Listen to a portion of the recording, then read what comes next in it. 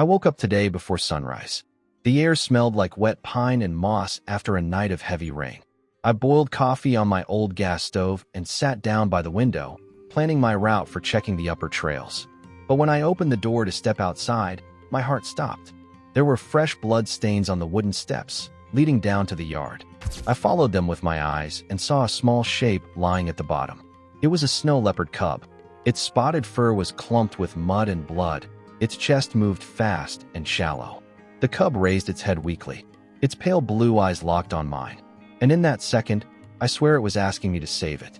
I dropped my coffee mug right on the porch. I rushed down and kneeled beside it. Its front paw was twisted at an unnatural angle, and there were deep gashes along its ribs. I tried not to panic. I whispered, "Hey there, little fighter, you're okay now?" It closed its eyes, breathing quick and ragged. I pulled off my jacket, wrapped it gently around its small, trembling body, and carried it inside. My hands were shaking so badly, I nearly dropped my phone trying to call Anna. Anna was a vet I trusted with everything. She answered after the first ring. Her voice was groggy. "Mike, what's wrong? It's barely 6. Anna, please, I need you. I found a snow leopard cub. It's badly hurt. I don't know what to do." She went silent for a moment. "Mike, you know it's illegal to touch endangered wildlife without authorization. You could lose your job. Or worse." I snapped. "I don't care about my damn job right now. It's dying, Anna." There was another pause. Then she sighed deeply. "Text me your exact location. I'll be there in 30 minutes. I hung up and set the cub down on an old wool blanket near the fireplace. I tried to clean its wounds with saline and gauze, but it cried out in pain, a heartbreaking high-pitched scream that pierced my chest. I kept talking to it softly. "You're strong. You hear me? Stay with me." The sun rose higher, filling the cabin with gold light. My coffee turned cold on the table. I saw ants crawling near the sugar jar, but I didn't care. My focus was only on the cub's chest, counting every shallow breath. Anna arrived fast. Her small SUV screeched on the gravel. She walked in, blonde hair tied back, medical kit in hand. Her eyes widened when she saw the cub. "Oh my God." She knelt down and began checking its injuries. Broken paw, lacerations along the ribs, possible internal bleeding. "We need to get him to the wildlife center immediately.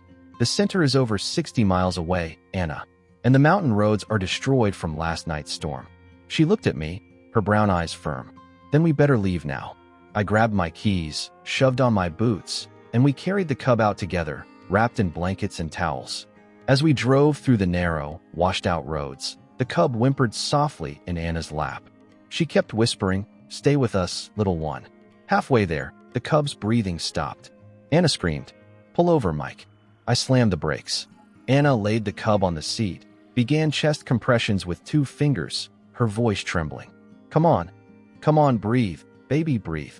For 5 endless seconds, nothing happened. Then the cub gasped, a shudder running through its small body. Anna burst into tears. "Don't you dare leave us now, fighter." We kept driving. Every pothole felt like it would break the truck in half. But finally, after 2 hours, we pulled up to the wildlife center gates. Staff in green uniforms ran out with a stretcher. They took the cub, rushed him inside without a word. Anna slumped against the truck door, sobbing with relief. I just sat there, staring at my blood-stained hands.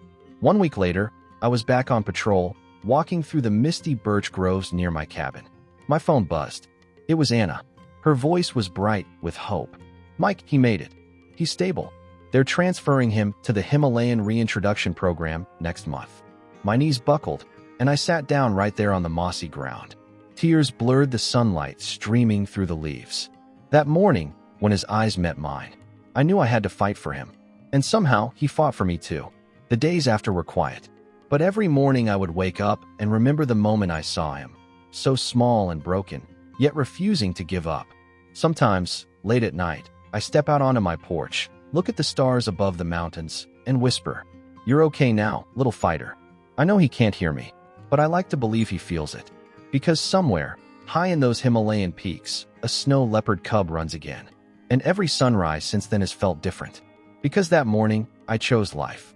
And he chose to live. That day changed everything for me. I decided to volunteer part-time at the Wildlife Center, helping with rescued animals whenever my shifts allowed. I learned about their stories, their pain, and their strength. Some didn't make it. But the ones who did, they made every tear worth it. A month after, Anna called me again. She said the cub, who the center named Spirit, was adapting so fast they hoped to release him sooner. I drove to visit him before he left. I stood behind the safety glass, watching as he paced gracefully on his mended paw. He turned, and for a second, our eyes met. He looked stronger, wilder, but in his eyes, I saw the same question I saw that morning, and I knew the answer. "You're okay now, little fighter." And so am I.